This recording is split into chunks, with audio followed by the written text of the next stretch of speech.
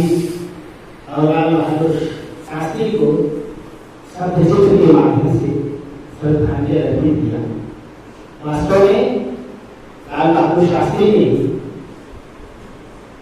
जब अमेरिका ने गेहूं देने के लिए मना कर दिया तो विजयादशमी के दिल्ली के रामलीला मैदान में लोगों को संबोधित करते हुए कहा, हम सभी लोग अगर सप्ताह में एक दिन उपवास रखेंगे तो जितना गेहूं का आयात अमेरिका से होता है उसकी पूर्ति अपने आप हो जाएगी और वही उन्होंने जय जवान जय किसान का नारा दिया और इस नारे ने भारत को स्वावलंबी और सामर्थ्यवान बना दिया। इन शब्दों के साथ अपने बीच में श्रीमान प्रकाश दिवारिया चाहते हैं, हम आपसे आग्रह करते हैं आज के अवसर पर आप अपने विचार व्यक्त करें। स्वरूपों प्राणों से प्रिय मेरी भारत माता, आदरणीय सम्मानित मंच, आचार्य बंधु, प्रिय बहनों, भारत त्योहारों का देश है।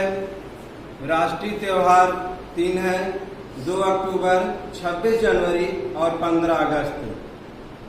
आज हमारा देश 2 अक्टूबर गांधी जयंती मना रहा है और पूरा विश्व अहिंसा दिवस मना रहा है। महात्मा गांधी का जन्म 2 अक्टूबर 1869 ईस्वी को पोरबंदर नामक गांव में हुआ था। इनके पिता का नाम करमचंद गांधी और माताजी का नाम पुतलीबाई था। इनके पिता करमचंद गांधी काठियावाड़ में एक रियासत में दीवान थे और इनकी शिक्षा यही काठियावाड़ में संपन्न हुई। सन 1888 ईस्वी में एक लंदन विश्वविद्यालय में बैरिस्टर की उपाधि प्राप्त करने के लिए गए और 3 वर्ष तक वहाँ कानून की पढ़ाई मैंने संपन्न की।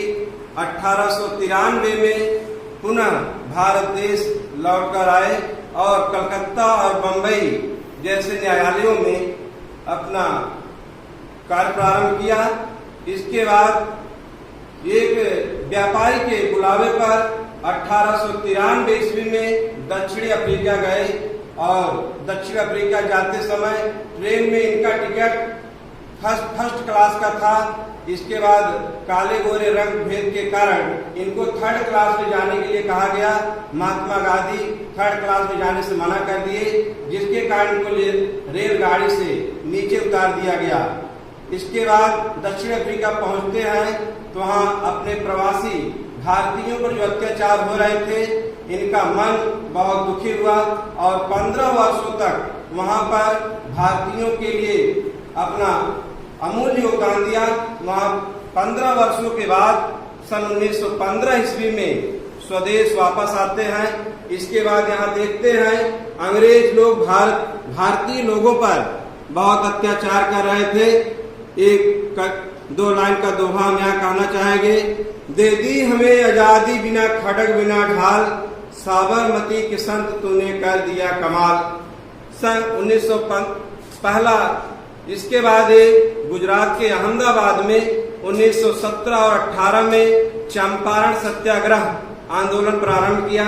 चंपारण सत्याग्रह आंदोलन में वहाँ गुजरात में किसानों पर काफी अत्याचार हो रहे थे। किसानों को नील की खेती करने के लिए मजबूर किया जा रहा था और अंग्रेजी हुकूमत में बड़े बड़े जो है रियासतें थी और किसानों को खेती करने के लिए स्वतंत्रता नहीं थी, जिसके कारण उन्होंने चंपारण सत्याग्रह आंदोलन प्रारंभ किया।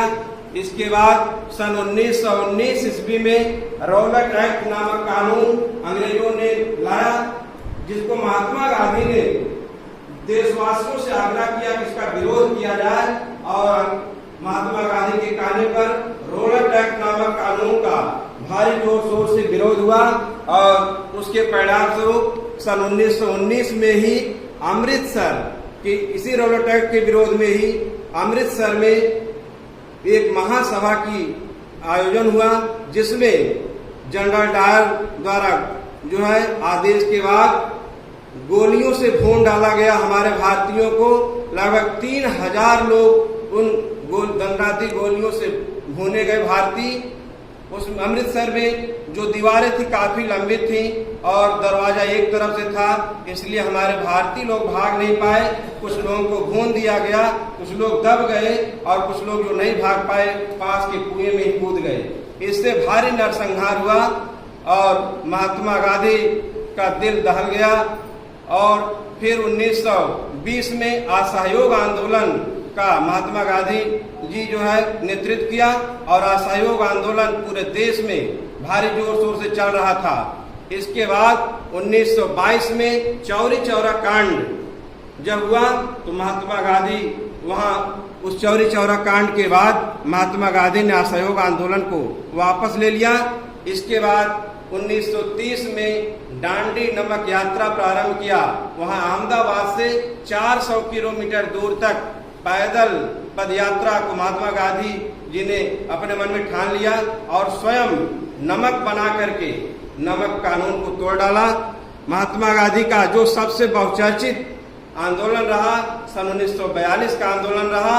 1942 में भारत छोड़ो आंदोलन महात्मा गांधी के नेतृत्व में ही जारी किया गया और 1942 में ही इन्होंने नारा दिया करो या मरो, क्योंकि 9 अगस्त 1942 को ही द्वितीय विश्व युद्ध का प्रारंभ हुआ।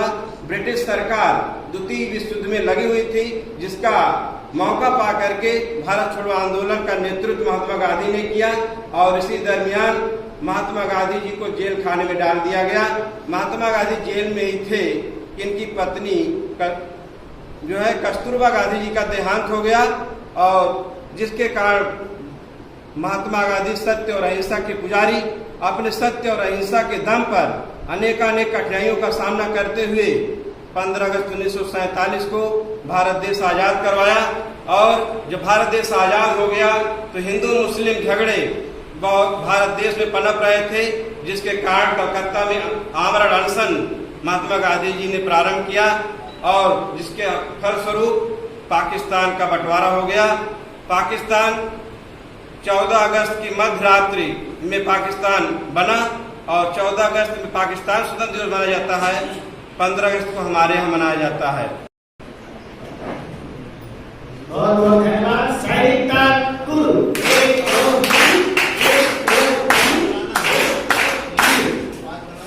श्रीमान प्रकाश जी ने महात्मा गांधी और लाल बहादुर शास्त्री का विस्तृत जीवन परिचय हम लोगों के समक्ष रखा।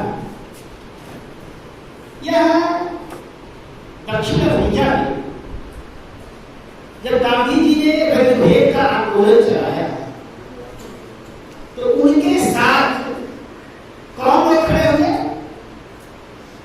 तो जो दबे कुचले निम्न तबके के लोग थे वही गांधी जी के आंदोलन में वहां खड़े हुए और गांधी जी को सफलता मिली। गांधी जी भारत वापस लौट करके आए तो उन्होंने देश का भ्रमण करके उन दबे कुचले लोगों का अध्ययन किया और गांधी जी ने कहा असली स्वतंत्रता तो वह है कि जो समाज का सबसे नीचे का व्यक्ति है वह आकर के जब तक बराबरी में नहीं खड़ा हुआ है तब तक देश की असली स्वतंत्रता नहीं है। इसीलिए स्वराज स्वदेशी स्वतंत्रता का आंदोलन गांधी जी ने चलाया। गांधी जी सत्य और अहिंसा के पुजारी थे और गांधी जी के 3 बंधन सबको ध्यान होंगे। गांधी जी के 3 बंधन थे, एक ने मुंह बंद कर दिया, एक की आंख बंद थी, एक का कान बंद था। क्या संदेश लोगों को देते थे? मुंह बंद करके मैं किसी की बुराई नहीं करूंगा, आंख बंद करके मैं किसी की बुराई नहीं देखूंगा और कान बंद था हम किसी की बुराई नहीं सुनेंगे। इन आदर्शों पर अपना देश पुनः प्रतिष्ठित हो, क्या गांधी जी की कल्पना थी। अपने बीच में माधवाचार्य जी हैं, हम आपसे आग्रह करते हैं संक्षेप में अपने विचार व्यक्त करने की कृपा करें। ज्ञान की देवी मां सरस्वती, वंदनीय महात्मा, सम्मानित मंच, हमारे आदरणीय आचार्य बंधु, आचार्य जी, आज हम सभी लोग राष्ट्रीय पर्व 2 अक्टूबर मनाने के लिए यहाँ पर एकत्रित हुए हैं। आज के दिन हमारे देश में 2 महापुरुषों का जन्म हुआ। 2 अक्टूबर 1869 गांधी जी, 2 अक्टूबर 1904 आदरणीय लाल बहादुर शास्त्री।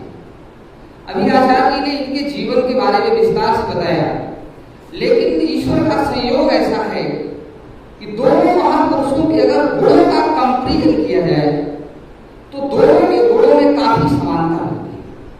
तो हम दोनों के गुणों को कंपैरिजन करते हुए क्या समानताएं हैं और उसमें से हमारे लिए क्या उपयोगी है, उसको अपने जीवन में हम उतार करके हम कैसे सफल व्यक्ति बन सकते हैं, इसके बारे में हम चर्चा करेंगे।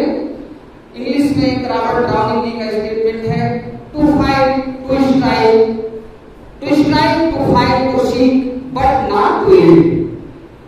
कठिनाइयों का, विपत्ति का सामना धैर्य और दृढ़ संकल्प के साथ करो। परिस्थितियों का नाश कभी मत करो। तो सी आर यूज एडवर्सिटीज, उसका परिणाम बहुत मधुर होता है। लाल बहादुर शास्त्री जी का जीवन बहुत कठिनाइयों से भरा है। प्रारंभिक अवस्थाएं अगर उनकी देखें, उनके पास पढ़ने के लिए लाइट की व्यवस्था नहीं थी। रोड के किनारे बैठकर वो रात्रि में स्ट्रीट लैंप के पास बैठकर पढ़े आने जाने के लिए साधन नहीं था। नदी पार करके उनको जाना पड़ता था। ऐसी कठिन परिस्थितियां उनके सामने आई, लेकिन उन परिस्थितियों का उन्होंने पूरे साहस और हिम्मत के साथ सामना किया। परिणाम रहा तो भारत के प्राइम मिनिस्टर। गांधी जी के सामने विभिन्न प्रकार की कठिनाइयां आई। एक वेल क्वालिफाइड व्यक्ति इंग्लैंड से शिक्षा लेते हैं, लेकिन भारत की दयनीय दशा को देखने के बाद उन्होंने आजीवन संघर्ष किया। लेकिन उनके अगर प्रत्येक कार्यों को देखा जाए, उसका एनालिसिस किया जाए, तो उन्होंने अंग्रेजों के सामने कभी सर नहीं झुकाया और उन कठिनाइयों का, विपत्तियों का धैर्य के साथ सामना किया और परिणाम रहा भारत स्वतंत्र हुआ। तो इस प्रकार से दोनों महापुरुषों के अंदर ये गुण देखने को मिलता है कि विपत्ति और कठिनाइयों में वो निखर कर सामने आए। तो हमें आपको भी विपत्ति और कठिनाइयों में भी अगर पड़ जाए तो धैर्य और साहस के साथ सामना करें, परिणाम मधुर होगा। अगले गुण के बारे में अगर देखा जाए, सत्य और ईमानदारी, ऑनेस्टी बताया जाता है। बचपन के समय पढ़ते समय वो डिप्टी साहब ने उनसे कुछ क्वेश्चन किया, उसका आंसर नहीं दे पाए। आचार्य जी ने उनको हेल्प की, लेकिन वो फेल को स्वीकार न करके उन्होंने सत्य और ईमानदारी का परिचय दिया। बाद में उनको मार पड़ती है, लेकिन उन्होंने सत्य का दिखाई। वह सत्य और ईमानदारी यह संकेत करती है वास्तव में भविष्य का एक महापुरुष बनेगा।